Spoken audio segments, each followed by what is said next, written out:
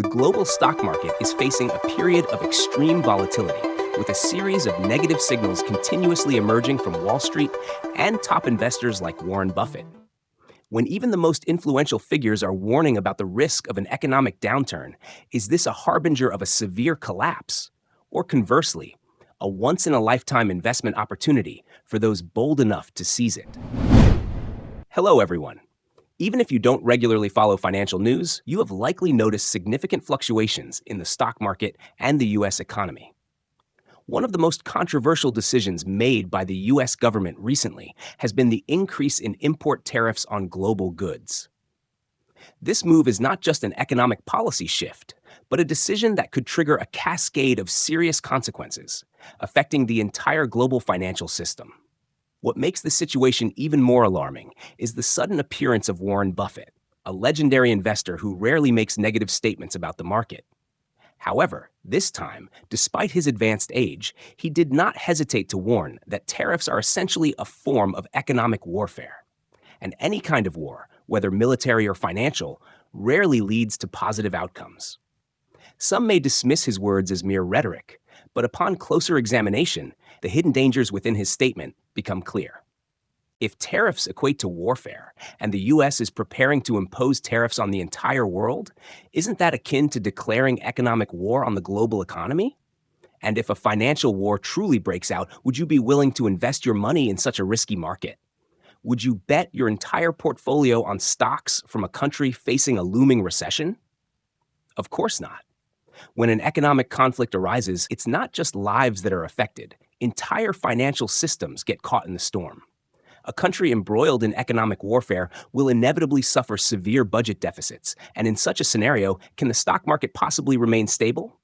In reality, Warren Buffett is subtly warning that the U.S. economy and stock market could plunge into recession at any moment. If you still think this is just an exaggerated opinion, take a look at Wall Street's reactions.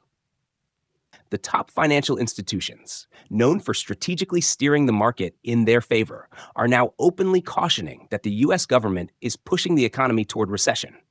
This is an unusual and alarming signal that suggests a major financial crisis may be approaching. So, what is the key takeaway here? If you were a major investor holding vast amounts of stock, would you publicly declare that the market is in a downturn, causing stock prices to fall sharply? Doing so would be equivalent to sabotaging your own assets. In reality, big investors often manipulate market sentiment by spreading positive news, encouraging smaller investors to buy in, inflating stock prices before cashing out for a profit.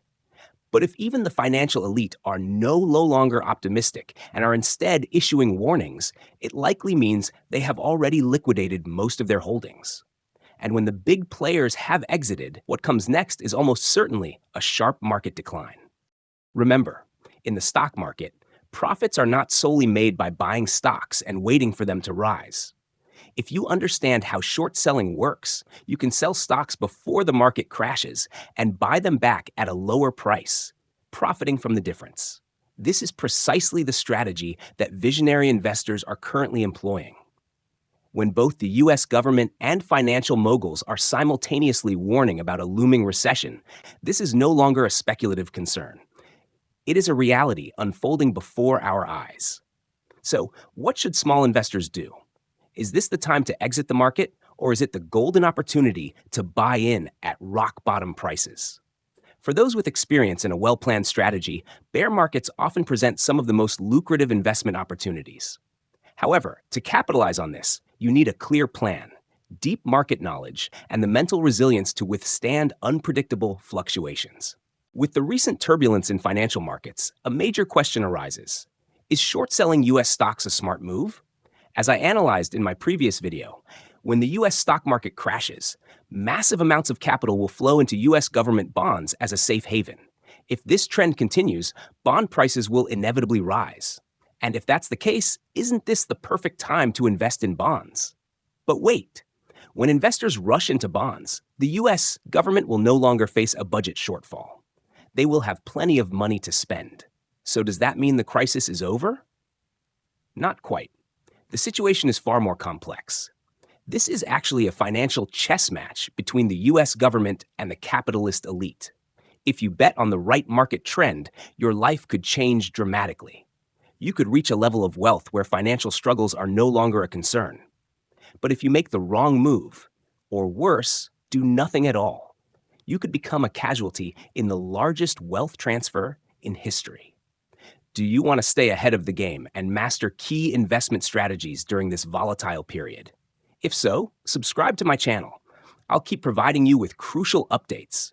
And if you're worried about forgetting this information, hit the like button. It will save this video to your playlist so you can revisit it anytime. Many people believe that the U.S. Treasury Department is the most powerful institution in managing the nation's money. Under Donald Trump, Steven Mnuchin served as Treasury Secretary, overseeing government expenditures. This role seems similar to that of a household's financial manager, like a wife controlling the family budget. But think about it. If someone has no money, what is there to manage? The U.S. is in a similar situation. Every year, the government spends $2 trillion more than it brings in, while the National Treasury only holds a few $100 billion in reserves. With no cash on hand, the Treasury Department can only borrow by issuing bonds. But here's the key question. Does the Treasury decide whether bond interest rates go up or down? Can they print more money? Can they withdraw money from circulation to control inflation? The answer is no. All of these decisions fall under the authority of the Federal Reserve, Fed, the ultimate power in the U.S. economy. That means when the U.S. needs money, it's the Fed, not the Treasury, that decides whether to lend and at what interest rate. If the Fed refuses to inject money into the system, the U.S. government will run out of funds. And without money, the economy will grind to a halt. This financial battle between the U.S. government and the elite capitalists is more intense than ever. The true powers that control the world's finances do not appear in the public eye, yet they are the ones determining how this game unfolds. Many people mistakenly believe that the Fed and the U.S. government are on the same side, simply because the Fed allocates a portion of its profits back to the government. But the reality is far more complex. The Fed is not just a financial support organization. When the government needs money, the Fed expands its balance sheet, injects capital, and lends funds. When the debt matures, the government repays both principal and interest. Although the Fed returns some profits to the government, that does not mean it isn't making money. Take a real-world example. In the past, opening a casino in Macau was nearly impossible. That was until a businessman, later known as the King of Casinos, proposed that if the government granted him a license, he would donate 90% of the profits to charity. The government couldn't refuse, and he went on to become one of the richest men in the world. But if he was donating most of his profits, how did he become so wealthy? The real value lay in control, not surface-level profits. With an exclusive license, he could list his company on the stock exchange, issue shares, and legitimize his earnings through business expenses. A company can declare zero profits simply by increasing expenses, buying cars, paying high salaries, while still making money legally. The Fed operates in a similar way. During the 2008 financial crisis, it printed massive amounts of money at ultra-low interest rates, allowing billionaires like Warren Buffett to acquire assets at bargain prices. When the market rebounded, they sold off stocks for massive profits. In 2023, when the Fed raised interest rates, that money flowed into government bonds at high yields. In simple terms, this is how the financial elite legally lends money to the U.S. government at high interest rates. Meanwhile, much of the U.S. budget is spent on social programs like welfare, education subsidies, healthcare, and vehicle incentives, all of which ultimately funnel money back to corporate giants. The Fed doesn't need to make money in a traditional way. It controls the flow of money and dictates financial policy. The Fed is currently suffering heavy losses to the point where it can no longer return profits to the government and is even requesting financial support in return. This exposes a truth that everyone knows but no one dares to say. American politicians are merely tools of the financial elite. When Trump took over the government, he discovered that the National Treasury was nearly empty. With few options left, he repeatedly pushed the Fed to lower interest rates and inject money into the economy. If the Fed agreed, the government's debt repayment costs would decrease. U.S. bonds would attract investors and cash flow would return. but the Fed flatly refused, as this would go against the interests of the financial elite. Did Trump back down? No. If the Fed refused to release more money, he would create a crisis to force capital to flow into the U.S. Whenever the stock market showed positive signs, Trump drove up unemployment by firing large numbers of employees or increasing import taxes, causing inflation to surge and triggering a short-term recession. As financial markets plunged into chaos, investors had no choice but to pull their money out of stocks and move it into U.S. government bonds, the only safe haven.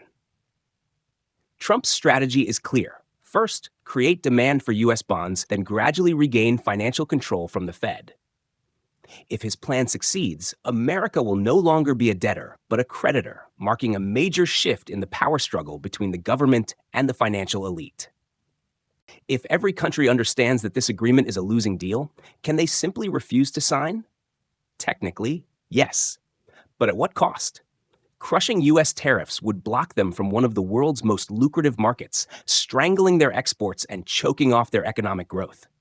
And what about technology and AI innovation? Forget it.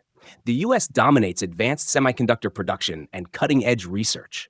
Any country that resists the deal risks being locked out of essential tech supplies, setting their industries back decades.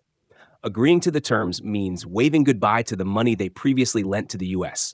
Refusing means jeopardizing future economic ties and losing American geopolitical support. So what's the choice?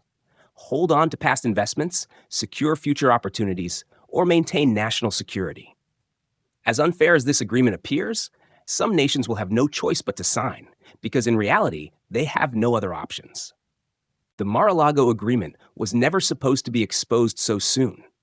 Trump's game plan, crashing the stock market to drive investors toward U.S. bonds, was just the first phase of a carefully orchestrated strategy. It had been in development for over half a year, aiming to shift financial power into new hands. But now that the secret is out, Trump's next move is in jeopardy. If you owned U.S. bonds, wouldn't you sell them immediately before the deal takes effect?